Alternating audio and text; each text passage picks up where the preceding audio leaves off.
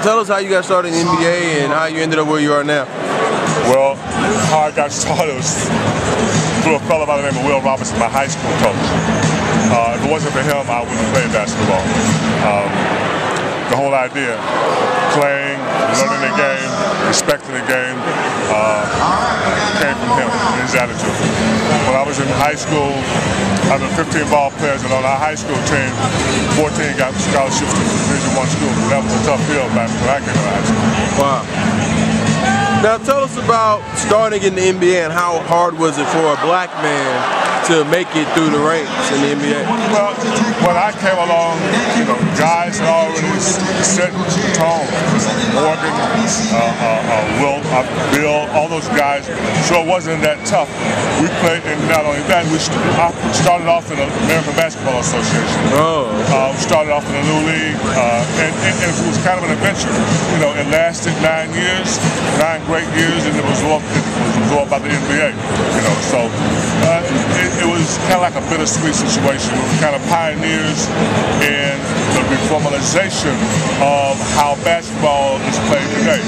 We were up tempo, we ran, we set screens, and we brought the three-point shot to the game.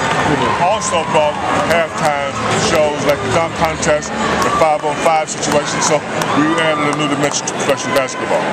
Who would you say was the best player you played against? Wow.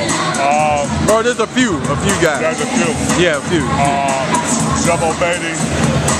Okay. Wilborn, Dr. J, George Gervin. It was a bunch of guys that fared well after they left the American Basketball Association and went to the NBA. Now talk to us about getting into scouting and getting into the management level as an African American. It was something actually my wife created for me. I was assistant coach at Indiana State with my college coach, Bob King. At the time, Larry Bird was there, so I coached Larry Bird. When Coach had an aneurysm and couldn't, Bill Hodges took the job and he kept me on for a couple years. And he got fired. I don't know, my wife was at a pace the game and got to start talking to the manager there, and one thing led to another. They hired me as an assistant coach, and at the time, George Irvin, Donnie Walsh, one of the elite minds in professional basketball, and myself. George was the head coach, Donnie and I were assistant coaches, and it started there. George was fired, they made Donnie the general manager. Donnie hired me as a scout and director of personnel, and he and I have been together for 30 years. And I mean, in those 30 years in Indiana, you saw some amazing players. Obviously, Reggie Miller, but talk about some of the other guys that you were able to pick up through your time. Well, you know, you get brought in Reggie Miller, Dale Davis, Tony Davis, Rick Smith, you know, just a plethora of basketball players. We were fortunate enough to have enough trust in one another. Don and I had enough trust in the scouting staff, had enough trust in one another to understand just because you're a great athlete, that doesn't mean you're going to be a great basketball player that fit in this situation. We brought people in to our situation that fit, and if it don't fit, it won't work. That's why I think if Donnie was there, it was so successful. Over the years, it's kind of gone the other way because I think they've gone back to great athletes thinking that mesh, and it don't work that way. And also, too, your time at Indiana State, you had Larry Bird. Did you see in him early what he would end up becoming? I saw glimpses of the stars being formulated. He wasn't gifted athletically, but he had a high basketball IQ. So guys who have a high basketball IQ understand how to make adjustments to their deficiencies. He couldn't jump.